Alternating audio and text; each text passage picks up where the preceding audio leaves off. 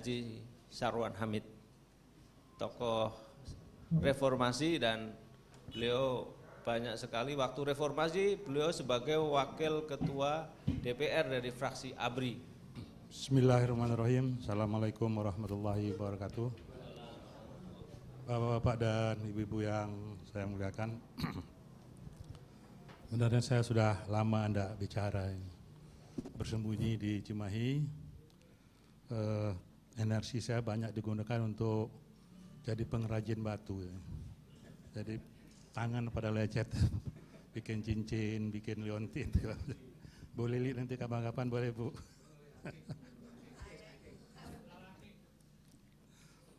Bapak dan Ibu sekalian, sebetulnya tadi yang disampaikan oleh Ibu Lili itu hampir semuanya cocok gitu ya.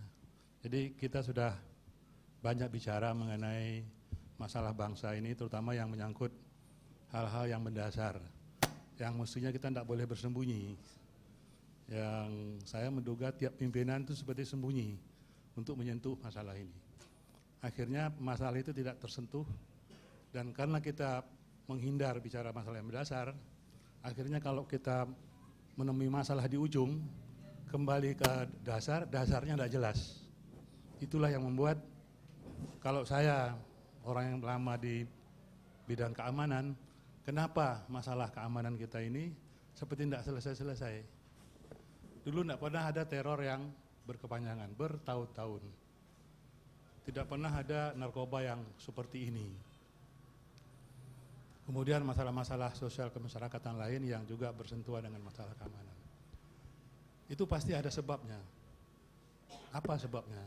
Kalau saya melihat pada sistemnya, sistem keamanan kita tidak efektif lagi untuk mengkonten pada waktu masalah itu masih embrio kecil, melokalisir dan menyelesaikannya on the spot. Kita membiarkan saja, kemudian menunggu muaranya. Mereka sudah punya kekuatan, organisasi, persenjataan dan sebagainya.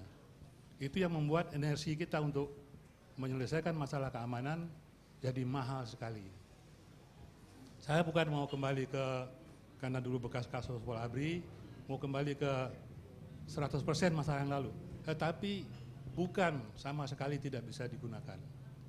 Pengalaman kita dengan pembinaan teritorial itu mampu menyelesaikan, menyongsong masalah, bukan menunggu masalah. Sehingga masalah itu tidak datang pada kita sebagai kekuatan yang sudah terorganisir, bersenjata dan doktrinnya kental sekali. Jadi itu satu soal penjelasan kenapa masalah keamanan kita seperti tidak ada ujungnya.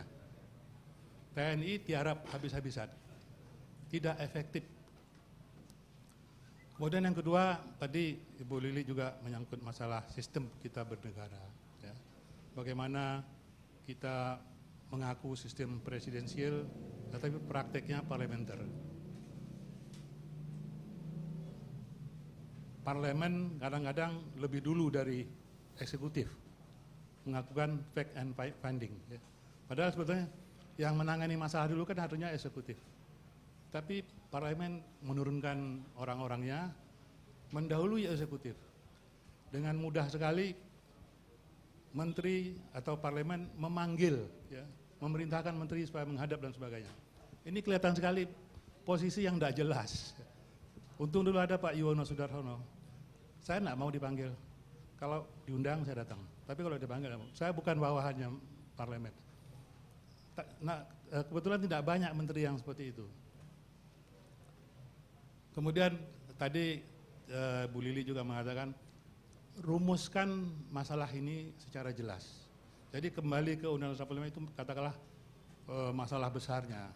Tetapi yang lebih rinci apa? Sehingga pertemuan berikutnya itu bukan membahas masalah ini lagi, tetapi sudah terbentuk katakanlah tim kecil yang merumuskan dan sebagainya. Akhirnya sampai pada satu ketika kita menghadapi bagaimana tujuan ini bisa kita capai. Yang jelas harus ada organisasi, itu tidak ada satu pemikiran yang bisa kita kembangkan, kita wujudkan tanpa ada organisasi yang mengembangkannya. Alatnya apa? Yang jelas sekarang tadi saya sudah bicara pada teman-teman satu meja, tidak bisa lewat DPR-MPR. Karena mereka yang berkepentingan untuk dalam keadaan status quo ini. Harus ada kekuatan civil society yang menekan. Harus ada gerakan massal yang menekan. Dan itu dilakukan dari Sabang sampai Merauke. Dengan visi dan misi yang jelas tadi itu.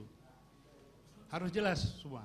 Baru nanti itu menjadi kekuatan yang mendesak DPR dan MPR. Dan selanjutnya. Insya Allah kemarin pada waktu reformasi, katakanlah Pak Harto dengan ikhlas mundur. Dengan ikhlas beliau mundur. Beliau tidak membenturkan TNI dengan kekuatan reformasi pada waktu itu, tetapi beliau membaca bahwa kekuatan yang bergerak ini sudah mewakili keinginan bangsa Indonesia, keinginan besar masyarakat Indonesia. Kalau itu tidak tercapai, kita berkumpul beratus-ratus kali, berhenti sampai di sini saja. Tidak akan ada progres. Jadi saya menyarankan kepada panitia, ya semacam people power. Agak seram kalau people power itu ya. Tapi civil society. Mohon maaf, ini bukan ya.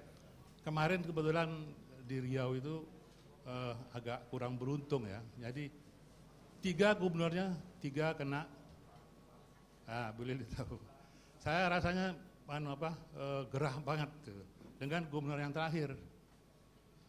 Begitu jadi gubernur yang sumpahnya segala macam, pokoknya saya akan taubat, saya segala macam akan diperbaiki. Begitu jadi hari pertama terus langsung dia melanggar janjinya. Dan akhirnya dengan civil society, dengan pers, dengan mahasiswa, tambah KPK, tambah dari Dagri, akhirnya sekarang di Sukamiskin. 3 gubernurnya jatuh. Tapi itu memang ada kesalahan yang bisa diperlihatkan, tunjukkan.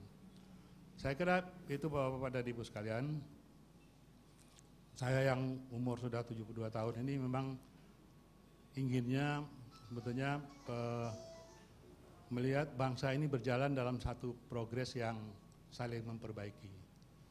Jadi jangan zaman Bung Karno lewat zaman Pak Harto, yang ada di zaman Bung Karno dibuang semua. Begitu nanti Pak Harto diganti oleh yang sebelumnya, semua yang dari zaman Pak Harto dianggap barang haram. P4 barang haram, apalagi itu, contoh-contoh pertanian, keluarga berencana barang haram, sekarang dihalalkan lagi. Pancasila akhirnya tidak jelas kan? Tidak jelas. P4 yang sudah dirumuskan oleh para profesor, bukan Pak Harto yang merumuskan. Bagus sekali sebetulnya. Akhirnya oleh MPR dianggap salah satu pilar bangsa Pancasila itu. Tidak ada yang menyalahkan itu. Ada 4 pilar. Undang-Undang 45, NKRI, Pancasila. Terus dasar bangsa ini apa? Kok didegradasikan Pancasila, tetapi Pak Jimli Hasidiki saya tanya, sudahlah Pak, memang salah itu, tidak benar itu.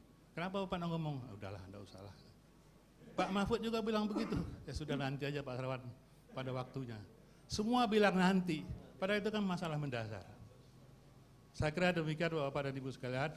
Lebih kurang saya mohon maaf. Assalamualaikum warahmatullahi wabarakatuh.